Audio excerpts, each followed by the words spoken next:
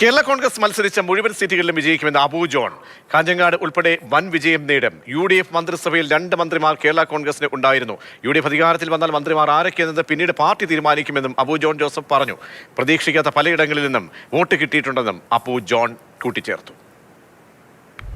നല്ല ഭൂരിപക്ഷം ഉണ്ടാവുമെന്നുള്ളൊരു വിലയിരുത്തലാണ് പൊതുവെ ഉള്ളത്. ചില മേഖലകളിൽ നിന്ന് വോട്ട് നമുക്ക് പ്രതീക്ഷിക്കാത്ത വോട്ടുകൾ വന്നിട്ടുണ്ടെന്ന് തന്നെയാണ് വിലയിരുത്തൽ. 8 സീറ്റ് മത്സരിച്ചു. ഇപ്പോൾ പൊതുവെയുള്ളൊരു UDF തരംഗം ഉണ്ട് എന്നുള്ളൊരു വിലയിരുത്തലിൽ 8ഉം വിജയിക്കാൻ സാധ്യതയുള്ള സീറ്റുകളാണ് തന്നെയാണ് പറയുന്നത്.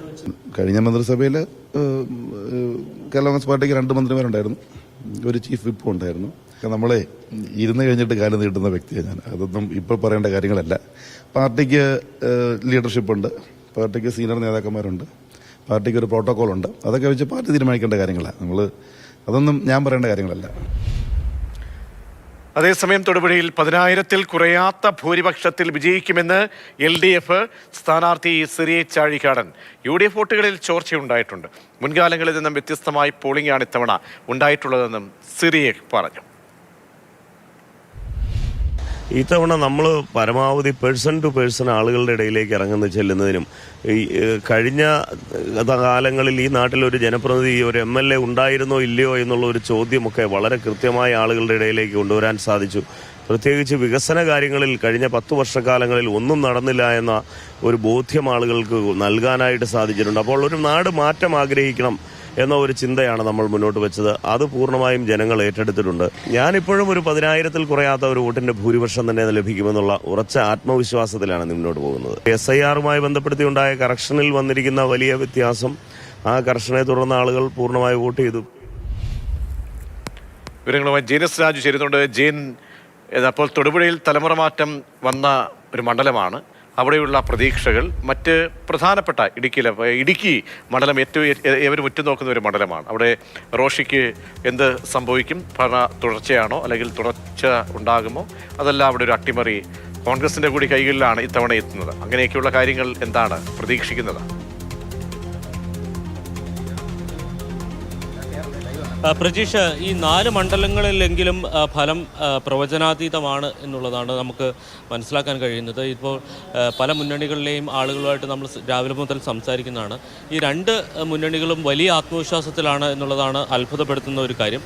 ഇടുക്കിയിൽ UDF-ഉം LDF-ഉം വലിയ ആത്മവിശ്വാസം പ്രകടിപ്പിക്കുന്നു. അവിടെ ഇവർ 2 പേരും വിജയിക്കാൻ കഴിയും എന്ന പ്രതീക്ഷയിലാണ്. അതേപോലെ തന്നെയാണ് മറ്റ് നിയമസഭാ മണ്ഡലങ്ങളിലും ഉള്ളത്. നമ്മൾ ഈ പോളിംഗ് ശതമാനം പരിശോധിച്ചാൽ പോളിംഗ് ശതമാനത്തിൽ വലിയ ഉയർച്ച ഉണ്ടായിട്ടുണ്ട്. പക്ഷേ പോൾ ചെയ്ത വോട്ടുകളുടെ എണ്ണം എടുത്തു കഴിയുമ്പോൾ അതിൽ കാര്യമായ വ്യത്യാസം 2021-മായി ബന്ധപ്പെട്ടില്ല എന്നുള്ളതാണ് ഏറ്റവും വ്യക്തമായിട്ടുള്ള ഒരു കാര്യം. അതായത് 2021-ൽ ദേവികുളത്ത് എത്രയാണോ വോട്ട് രേഖപ്പെടുത്തിയത് അതിൽ താഴെ വോട്ടുകൾ മാത്രമാണ് ഇത്തവണ പോൾ ചെയ്യപ്പെട്ടിരിക്കുന്നത്. പക്ഷേ പോളിംഗ് ശതമാനം ഏതാണ്ട് 10% ഉയരുകയും ചെയ്തു. അപ്പോൾ ആ മേഖലയിൽ എങ്ങനെയാണ് ഈ പ്രതിഫലിക്കാൻ പോകുന്നത് എന്നത് തീർച്ചയായിട്ടും നിർണായകമായിട്ടുള്ള ഒരു ഘടകമാണ്. ഈ തെരഞ്ഞെടുപ്പുമായി ബന്ധപ്പെട്ട് ഇടുക്കിയിലെ ഭൂപ്രശ്നങ്ങളടക്കമുള്ള കാര്യങ്ങൾ ചർച്ച ചെയ്യപ്പെട്ടിട്ടുണ്ട്. അതിന് പുറമെ ക്ഷേമ പെൻഷൻ ഉൾപ്പെടെയുള്ള കാര്യങ്ങൾ, സ്ത്രീ വോട്ടർമാരുടെ എണ്ണത്തിൽ പല സ്ഥലത്തും വലിയ ക്യൂ ദൃശ്യമായിരുന്നു. അവരെങ്ങനെയാണ് ചിന്തിക്കുന്നത്, എങ്ങോട്ടാണ് ചിന്തിക്കുന്നത് എന്നതൊന്നും ഇപ്പോൾ പ്രവചിക്കാൻ കഴിയാത്ത ഒരു കാര്യമാണ്. ഇപ്പോൾ തൊടുപുഴയിലേക്ക് എത്തിയാൽ തൊടുപുഴയിൽ UDF-ന് സാധ്യത എപ്പോഴും കൽപ്പിക്കുന്ന ഒരു മണ്ഡലമാണ്. വലിയ ഭൂരിപക്ഷം PJ ജോസഫിന് ലഭിക്കുന്ന ഒരു മണ്ഡലമാണ്. കഴിഞ്ഞ തവണ 20,000 വോട്ടിൻ്റെ ലീഡാണ് ലഭിച്ചത്. പക്ഷേ ഇത്തവണ LDF പറയുന്നു അവർക്ക് ഒരു ടൈറ്റ് ഫൈറ്റിലേക്ക് ഈ മണ്ഡലത്തെ എത്തിക്കാൻ കഴിഞ്ഞിട്ടുണ്ട്. ഒരു 2,000-ഓ 3,000-ഓ വോട്ടിന് തൊടുപുഴയിൽ വിജയിക്കാൻ കഴിയും എന്നതടക്കമുള്ള അവകാശവാദങ്ങൾ ഉന്നയിക്കപ്പെടുന്നുണ്ട്. ഇത്തവണ മുൻ തെരഞ്ഞെടുപ്പുകളിൽ നിന്ന് വ്യത്യസ്തമായിട്ടുള്ളൊരു വോട്ടിംഗ് പാറ്റേൺ ആണ് ഉണ്ടായിരിക്കുന്നത്. അത് എങ്ങനെ ഷിഫ്റ്റ് ചെയ്യുമെന്ന് നമുക്ക് തിരഞ്ഞെടുപ്പ് ഫലം വന്നതിന് ശേഷം മാത്രമേ വ്യക്തമാക്കാൻ കഴിയൂ. ശരി, ജെയിനാണ് വിവരങ്ങൾ നൽകിയത്.